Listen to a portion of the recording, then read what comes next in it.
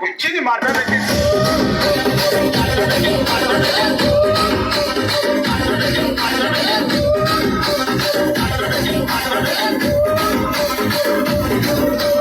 తమ్ముళ్ళు మనకు కొంచెం చేంజ్ కావాలమ్మా. దరువు మార్చి కొత్త సౌండ్ వేసుకోండి.